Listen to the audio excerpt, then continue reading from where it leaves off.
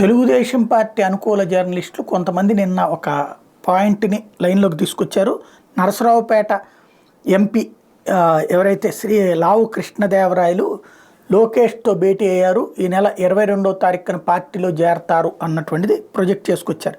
22న అధికారికంగా చేరబోతున్నారు అన్నటువంటిది. ఎందుకు అంటే నరసరావుపేటలో వైఎస్ఆర్ కాంగ్రెస్ పార్టీ టికెట్ బీసీలకు ఎవరికి ఇస్తారు, ఆయన గుంటూరుకు వెళ్ళమంటే ఆయనకి ఇష్టం లేదు, గుంటూరుకి పోటీ చేయాలంటే తెలుగుదేశం వైపునైతే చేయడానికి సిద్ధంగా ఉన్నారు అన్నటువంటిది. ఇది వాళ్ళు ప్రొజెక్ట్ చేస్తుంది. ఇప్పటికే బాలశౌరి జనసేన వైపుకి వెళ్ళడం, అట్లాగే మాగుంట తెలుగుదేశం వైపుకి వెళ్తూ ఉండేటటువంటి ప్రయత్నం, పార్థసారథి తెలుగుదేశం వైపుకి వెళ్తూ ఉండటం, ఇంకా కొంతమంది కూడా తెలుగుదేశం వైపుకి జనసేన వైపుకి వెళ్తున్నటువంటి నేపథ్యంలో ఇది కూడా ప్రచారంలోకి వచ్చింది. అయితే వాళ్ళకి సంబంధించిన అంటే లావు శ్రీకృష్ణదేవరాయలకి సోషల్ మీడియా వాళ్ళు మాత్రం దీన్ని ఖండిస్తున్నారు. ఇది ఫేక్ వార్త, గత 4 ఏళ్ల నుంచి ఎప్పటిదాకానో రాస్తూ వస్తున్నారు.